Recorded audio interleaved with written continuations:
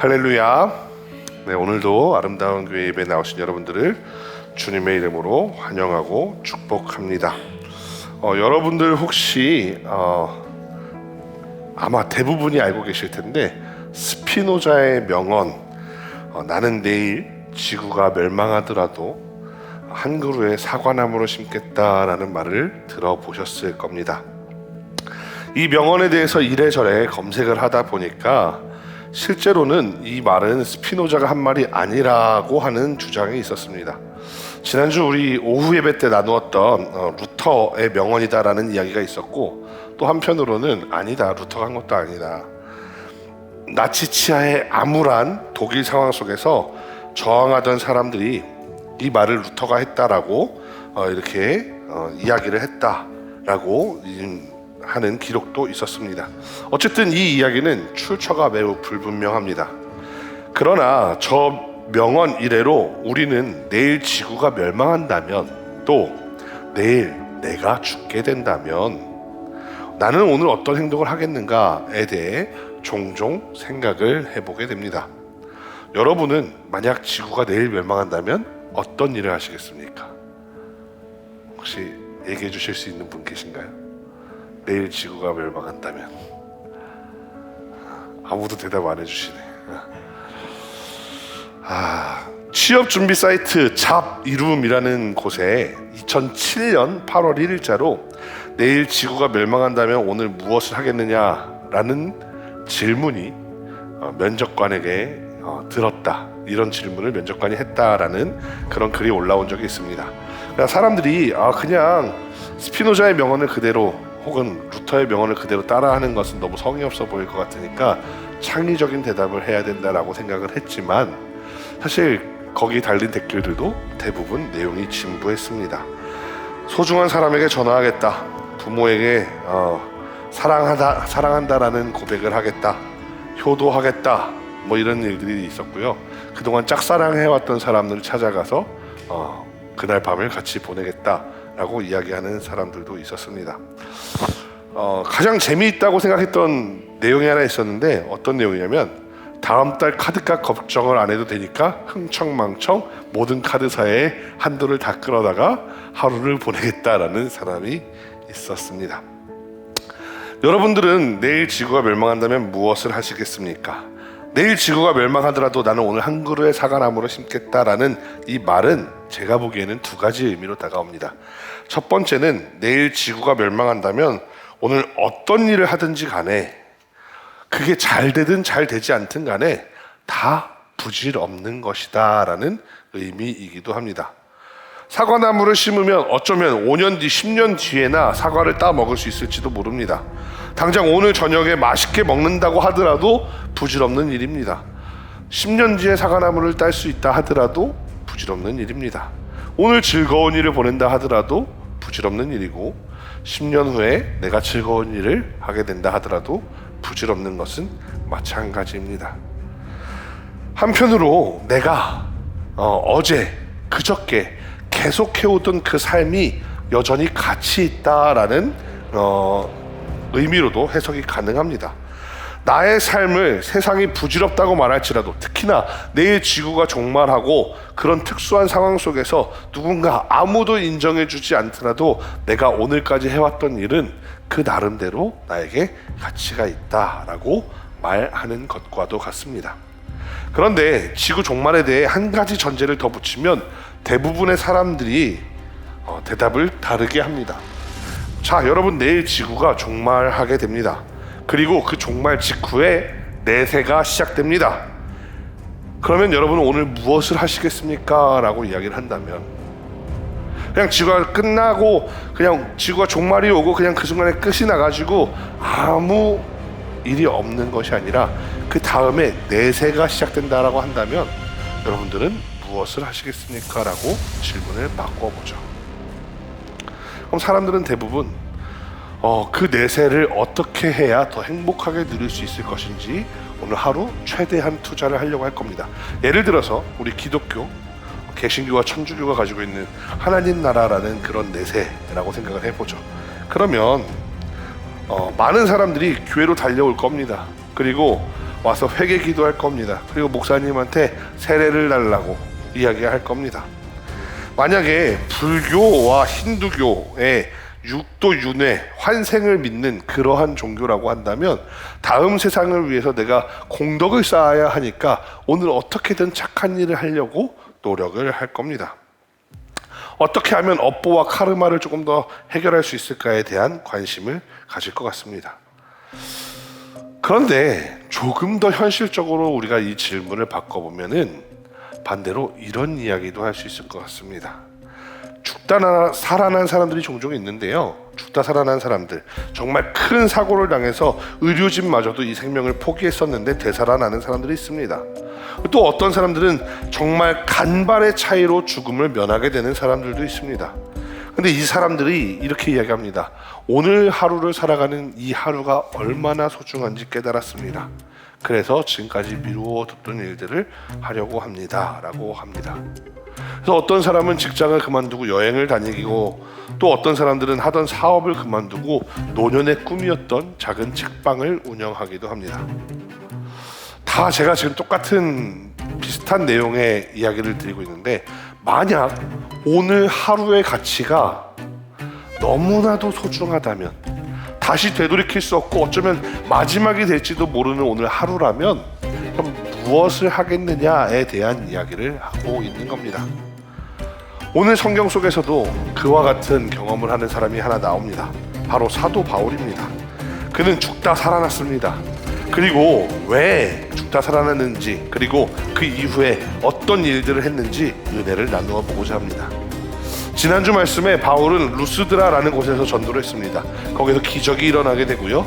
두 사람들이 제우스와 헤르메스라고 했습니다. 그런데 오늘 본문에서 유대인들이 찾아옵니다. 안디옥과 이고니온이라는 곳에서부터 바울과 바나바를 쫓아온 사람들입니다. 우리가 지난 한 2주, 3주 정도 말씀을 되짚어 생각해 보면 이 도시들을 다 다루었습니다.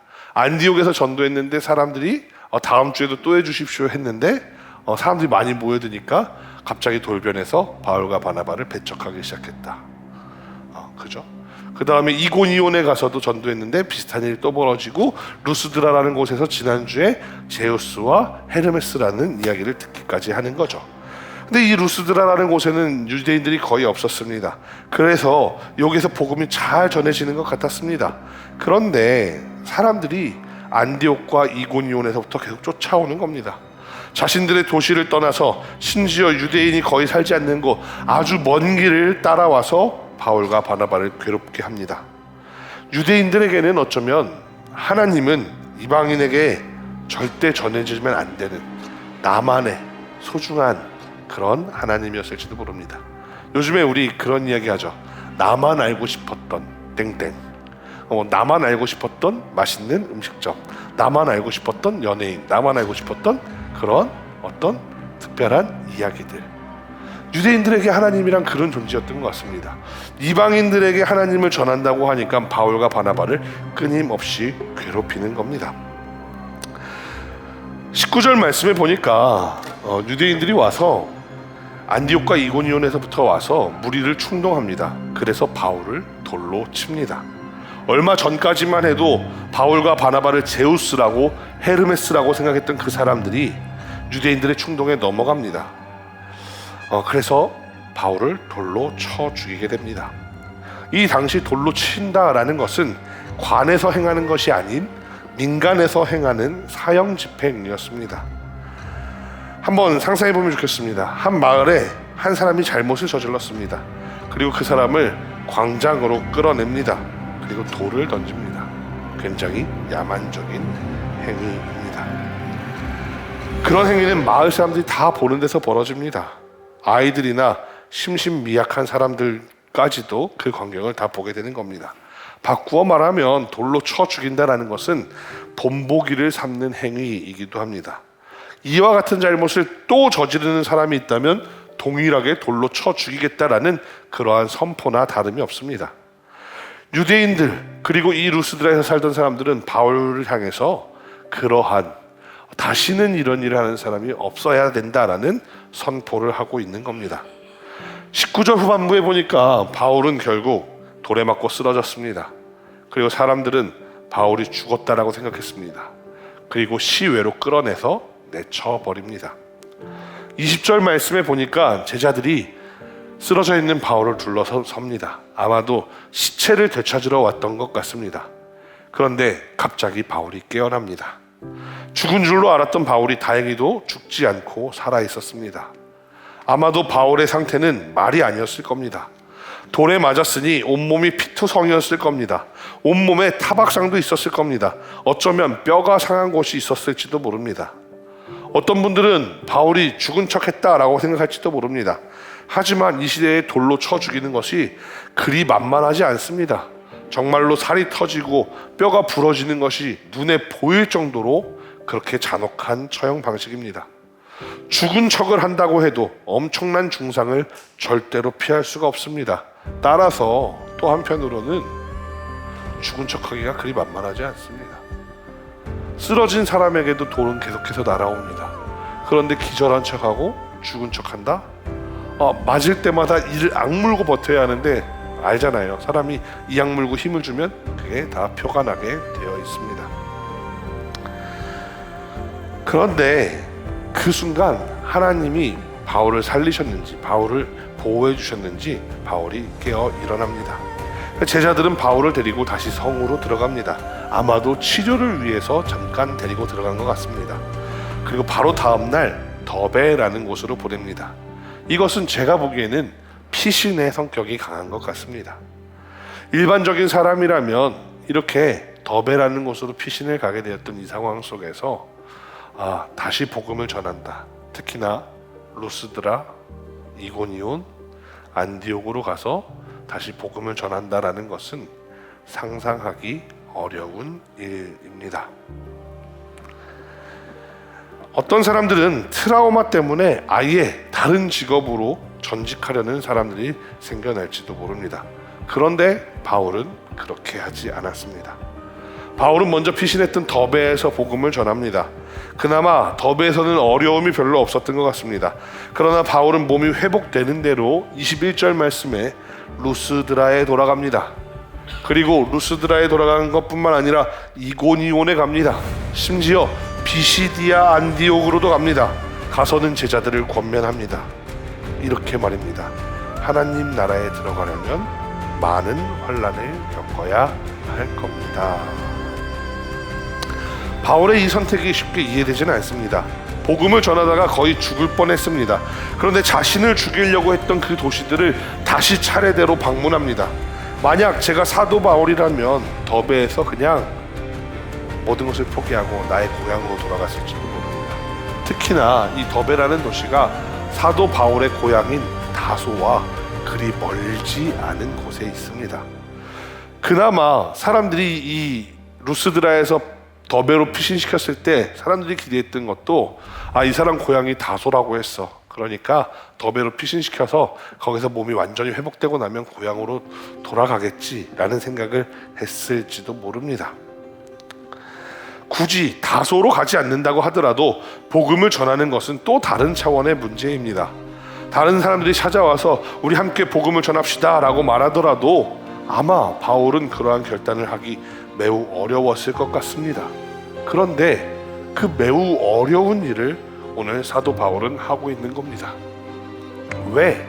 무엇이 오늘 이 사도 바울의 결단을 만들어냈을까 생각해 보게 됩니다. 오늘 설교를 시작하면서 여러분들에게 여쭤보았습니다. 만약 내일 지구가 멸망한다면, 또는 만약 내일 내가 죽게 된다면 오늘 무엇을 하시겠습니까? 그리고 한 가지 덧붙이는 이야기를 드렸습니다. 만약 그 죽음, 그 종말 이후에 내세가 예정되어 있다면 여러분은 무엇을 하시겠습니까? 사도 바울은 사선을 넘나들면서 한 가지 생각을 하게 됐던 것 같습니다. 그것은 내가 언제 죽게 될지 모른다. 그런데 내가 죽게 된다고 해서 그것을 피하는 것이 아니라 내가 언제 죽게 될지 몰라. 그러나 그 죽음 이후에 반드시 예수님이 계시니, 반드시 천국이 있으니, 반드시 우리 삶을 하나님 앞에서 다 계산할 날이 오게 되나니 내가 이 복음 전하는 것을 주저해서는 안 된다. 한 걸음이라도 더 빠르게 달려가서 복음을 전해야 한다라는 생각을 했던 것 같습니다. 바울이 하나님 나라에 대한 확신이 있었기 때문에 이런 일이 가능했을 겁니다. 하나님 나라, 그것을 위해 내 목숨을 바치더라도 난 그것을 전해야 되겠다, 그런 생각을 했던 것 같습니다. 우리는 가끔 착각을 합니다. 내가 아는 것과 믿는 것, 그리고 믿음을 넘어서 완전한 확신을 가지는 것은 전혀 다른 영역입니다. 누구나 예수님을 알고 있습니다. 예수님을 믿지 않는 사람들조차도 예수님을 알기는 합니다. 그리고 예수님이 서로 사랑해라 라고 했다라는 말조차도 알고 있습니다. 그렇기 때문에 많은 사람들이 예수를 믿지 않더라도 예수님을 존중하고 존경합니다. 여기까지는 알의 영역이죠. 근데 이 사람이 만약에 죽음을 겪었다고 해서 예수님을 위해 목숨을 바치고 예수님을 전하는 일을 할 수 있겠습니까? 아닙니다. 그런데 또 어떤 사람들은 믿음의 단계로 들어갑니다. 예수님을 믿게 됩니다. 내가 매주 주일에 교회에 나와서 말씀도 듣고 찬양도 하고 내 삶의 일부를 하나님께 드리기 위해서 노력을 합니다. 그런데 그런 사람이라 하더라도 과연 우리가 예수를 위해 목숨을 바친다라는 것은 또 다른 영역이라는 겁니다. 그래서 수많은 사람들이 어려움을 당할 때 배교를 하기도 합니다. 이렇게 생각해 보시면 쉽습니다. 가장 먼저 어떤 사람들이 어려움을 겪게 될 때 처음에는 교회에 달려 나옵니다. 경제적 어려움이 있습니다. 건강에 어려움이 있습니다. 그럼 교회에 달려 나와서 막 기도를 합니다.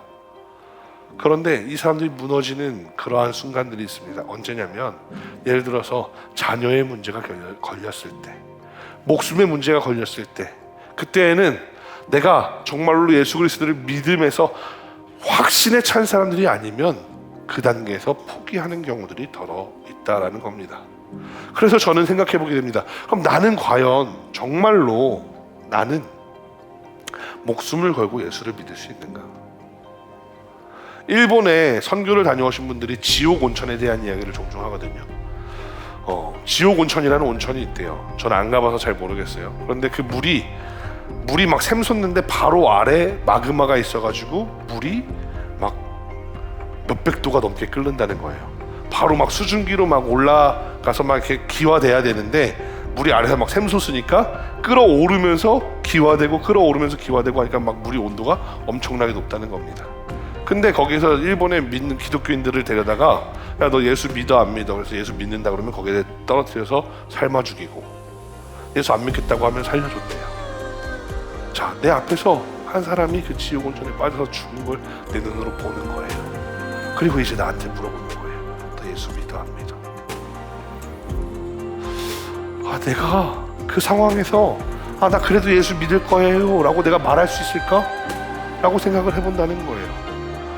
내가 정말 천국에 대해 확신이 가득 차 있어서 내가 지금 저 끓는 물 속에 들어가서 삶아져 죽더라도 나는 그 즉시로 하나님과 함께 낙원에 있겠다 하는 확신이 있는 사람은 그래요, 내가 예수 믿고 이 안으로 뛰어 들어가겠습니다 하겠죠.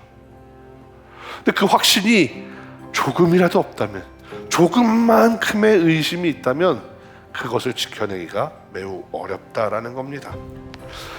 사실 예수님께서 우리를 어느 믿음의 단계에서부터 구원해 주실지는 아무도 모릅니다.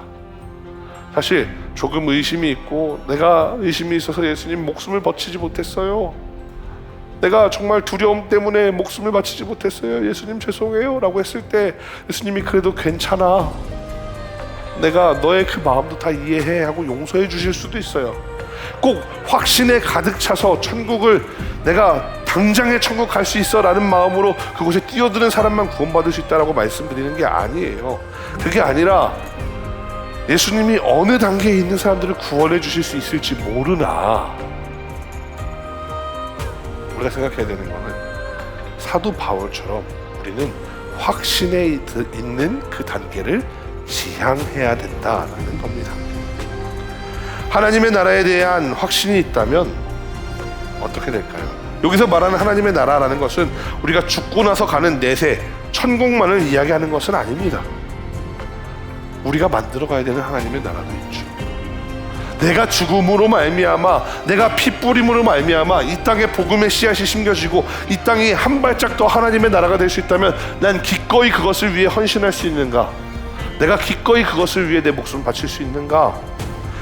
내가 죽음으로 말미암아 이 땅에 하나님의 복음이 전해지고 하나님이 보시기에 아름답고 정의롭고 사랑이 가득한 그곳이 될 수 있다면 내 목숨을 초계처럼 버릴 수 있는가라는 겁니다. 바울은 그런 마음을 가지고 루스드라로 갑니다. 이고니온으로 갑니다. 또 안디옥으로 갑니다. 어느 도시에 갔을 때는 바울을 알아보는 사람이 있었을지도 모릅니다. 쟤 분명히 우리가 돌로 쳐 죽였던 바울인데 쟤 무슨 또 속임수를 쳤는지 또 여기에 와 있구나, 또 바울을 잡아야 되겠다, 이런 어려움을 당했을지도 모릅니다. 그래서 바울은 어쩌면 숨어 다녀야 했을지도 모릅니다. 그렇게 다니면서 바울은 지금까지 전도했었던 사람들, 그 사람들을 만납니다. 바울이 이들에게 꼭 전해야 할 말이 있었기 때문입니다. 바울은 그들에게 이렇게 말합니다. 이 믿음에 머물러 있으라. 믿음을 한번 맛보아라, 믿음 한번 체험해 보아라 라고 말하지 않습니다. 이 믿음 안에 머물러 있으라 라고 말합니다. 머물러 있다 라는 말은 계속해서 거기에 거한다 라는 것입니다. 한 번 하고 두 번 하고 끝나는 게 아니라 계속되는 행동을 의미합니다. 바울은 이 믿음에 머물러 있으라 라고 말합니다. 다른 데 현혹되거나 흔들리지 말고 오늘 나를 만나주셨던 그 예수님을 강하게 붙들고 있으라 라는 말입니다. 또한 바울은 그들에게 세상에서 출세하고 성공하고 이 믿음에 머물러 있으면 그런 보상이 있다라고 말하지도 않습니다. 오히려 많은 환난을 겪어야 될 것이다 라고 말합니다. 이 말은 예수 그리스도 안에서 하나님의 나라를 얻게 되는 정말 참 하나님의 자녀가 된다면 이 세상에서 겪게 되는 그러한 고난들을 두려워하지 마. 왜냐? 그 다음이 예비되어 있잖아 라고 말하는 겁니다. 구원을 받으려면 고난을 반드시 받아야 한다, 고난을 받지 않으면 구원을 못 받는다, 이런 말이 아닙니다. 예수님을 믿고 하나님의 나라의 백성이 되었다면 우리가 고난이 반드시 찾아온다, 이런 이야기도 아닙니다. 바울이 하고 싶은 것은 그 고난을 우리가 감내해낼 수 있는 그러한 확신의 믿음의 단계에서 머무르라 라고 하는 겁니다. 또 바울은 가는 곳마다 장로를 택하여 세웁니다. 그 단체의 리더를 세우는 거죠. 그리고 함께 금식합니다. 그리고 믿음으로 주님께 그들을 위탁하고 떠납니다. 이어서 밤빌리아와 버가, 아탈리아까지 복음을 전합니다. 그리고 다시 배를 타고 처음 출발했던 수리아 안디옥으로 돌아가게 됩니다. 그런데 오늘 본문에 바울과 바나바를 파송했던 안디옥 교회에 대하여 26절에 언급이 되어 있습니다. 거기에 배 타고 안디옥에 이르니 이곳은 두 사도가 이룬 그 일을 위하여 전에 하나님의 은혜에 부탁하던 곳이라 라고 되어 있습니다. 26절에 안디옥에서 바울과 바나바를 파송할 때 사람들이 하나님의 은혜에 바울과 바나바를 부탁했습니다. 자기들이 많은 것을 후원해주고 많은 것을 도와주고 이렇게 하려고 하지만 그것보다도 더 좋은 것이 바로 하나님께 부탁하는 것이기 때문에 기도하면서 하나님께 맡겨드렸습니다. 그런데 바울과 바나바가 복음을 전하다가 죽을 위기를 넘기고 나서 다시 교회들을 다니면서 거기에서 어떻게 하냐면 주님께 그들을 위탁합니다. 안디옥에서 나를 하나님께 부탁했던 그 성도들의 마음을 똑같이 가지고 하나님 이 사람들을 붙잡아 주시옵소서, 하나님 이 사람들이 정말로 참 믿음 안에 거할 수 있도록 도와주시옵소서 하고 하나님께 부탁을 드리고 왔다라는 겁니다. 말씀을 정리해 보겠습니다. 죽음의 위기에서 사선을 넘어서면서 바울은 다시 복음을 전해야 한다. 사람들이 이 고난을 이겨낼 만큼 확신 속에 거했으면 좋겠다. 그런데 그게 사람의 힘으로 불가능하니 주님께 부탁해야겠다. 내가 마지막 오늘 하루를 산다면 오늘 해야 될 일이 무엇일까? 그래, 내가 복음을 전했던 이 사람들을 다시 한번 믿음의 확신에 살도록 부탁하는 일이구나. 바울은 그것을 깨달았던 것입니다. 옛날 간증, 옛날 예화에 이런 이야기가 있습니다. 어떤 믿음 좋은 집사님이 꿈속에서 죽음을 경험하게 됩니다. 그런데 그것이 어찌나 생생한지 그냥 단순한 꿈이 아니라는 것을 알게 되었습니다. 근데 꿈속에서 죽음을 경험하는데 죽고 나서 천국에 가게 된 겁니다. 그리고 그 천국에서 예수님과 함께 그 천국 기쁨을 다 누리게 되었다라고 합니다. 그리고 나서 꿈에서 깨었습니다. 그리고 펑펑 울었습니다. 이 좋은 곳에 나만 가게 되는구나. 나의 남편, 나의 아내는 이 천국에 갈 수가 없게 되는구나. 그래서 이분이 잠에서 깨어서 그 길로 남편을 깨워서 그 시간 바로 남편을 깨워서 남편에게 교회 가자고 이야기했다는 겁니다. 그러자 남편이 이 아내에게 무슨 쓸데없는 소리를 하냐며 옛날 간증인가 봐요. 막 이 아내를 때리고 구박했다는 겁니다. 그런데 이 아내가 그 천국을 다 누리고 오고 나니까 그 맞고 욕먹고 그런 상황 속에서도 그 천국 복음을 포기할 수가 없는 거예요. 아니라고 예수님 믿어야 한다고, 내가 지금 그 천국을 보고 왔다고 그렇게 말하더라는 겁니다. 여러분, 예수님을 그냥 아는데 그치게 되지 않기를 간절히 소망합니다. 예수님을 믿는 단계까지 이르게 되기를 소망하고요, 더 나아가 확신에 가득 찬 그러한 믿음을 가지게 되기를 간절히 소망합니다. 그리고 그렇게 되면 내가 오늘 바울처럼 내가 사랑하는 사람들에게 이 천국에 대한 건, 내가 알게 된 비밀을 이야기하지 않을 수 없게 됩니다. 제가 여러분들에게 꼭 가서 전도해오라고 얘기를 하는 게 아닙니다. 그런데 내가 정말로 이 천국에 대한 확신을 가지게 되면 내 삶이 바뀌게 됩니다. 어떤 사람은 복음을 전하는 일로, 어떤 사람은 헌신하는 일로, 어떤 사람은 사랑을 실천하는 일로 내 삶의 형태가 바뀌게 됩니다.